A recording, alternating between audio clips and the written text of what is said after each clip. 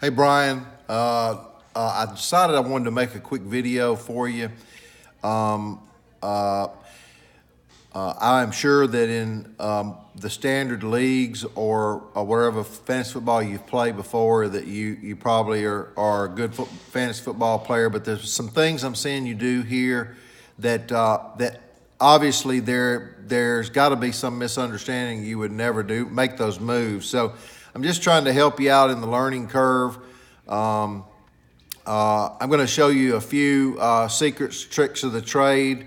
I've never put a tutorial out to show people all the tricks of the trade because I encourage folks to learn them on their own. I have hinted that there are some buttons and whistles and things within the software. So again, I want you to become more competitive within the league. Probably focus just on one of the leagues next year, and we want you in the 20-team league. I have forgotten what teams you said were your favorite teams, and you can surely PM me that through Facebook, your top 3 teams. We always try to put people on the team that they prefer to be on if possible in one league or the other. But I'm going to go through some moves with you. I wanted to tell you that last night when I was telling you to try to trade, maybe I forgot. I don't retrieve those emails, but what I wanted you to try to accomplish there is quarterbacks are a premium in this league, and if you have 2 quarterbacks this time of the season, usually some of the better teams that maybe have 1 quarterback that have a lot to lose are willing to make a trade. So you just dropped your quarterback rather than trying to trade him, and that's where I decided to make the video, because that is even though you are a 2-win team this year in this league and probably not going to make the top tier playoffs, it looks like that move right there alone hurts you quite a bit, or whatever your potential might have been to use Beathard as a quarterback. Because I'm telling you, these better teams really need 2 quarterbacks. Some of them don't. So that's what I was trying to do with you, to make a deal with Memphis and see how far you could take him. I know I'm sitting on the Memphis team, but I do not run that team in this league. I have to sit somewhere to exist in the league. So that's why I do that. But here's some little tips. Again, I'm sorry if I misled you in some way.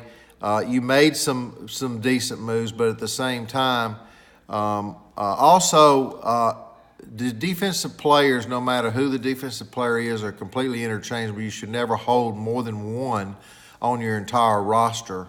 They are a waste of space outside of having the 1. I see Jalen Smith has a bye week, but no defensive player is worth ever keeping on the bench other than 1.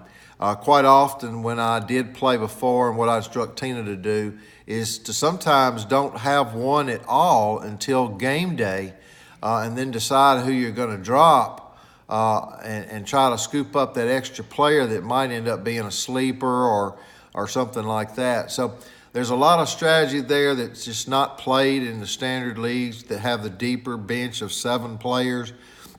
They're small leagues, and I mean, gosh, you've got a plethora of players when you're in those small leagues on your, and it's hard to even guess who to play because you got so many good players. It's totally different than our league, totally different. So I'm going to run through a few little things real quick that may help you the rest of the season. And please ask me any questions and play with the bells and whistles. Keep practicing. Everybody has the learning curve, and I'm so glad you're there, and your efforts and your excitement, I can tell it's there. So, but I don't want you to make these mistakes over and over, and I want to make sure you've got those down pat. So I'm going to turn this around. Right up here, across here. If you hit schedule right there for the team, it shows you the schedule all the way out. So you see, you can plan.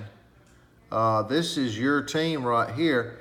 So you can see here that next week you're not going to have a flex player, but you've got one on the bench. You've got Tevin Coleman to be back.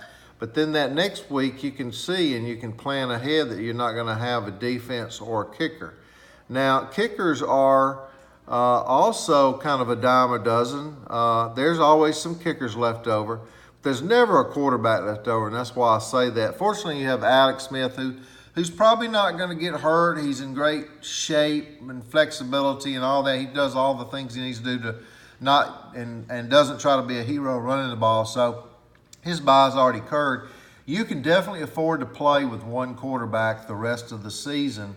And you should, being a 2-win team, you've got to lay it all out there to have any chance at all.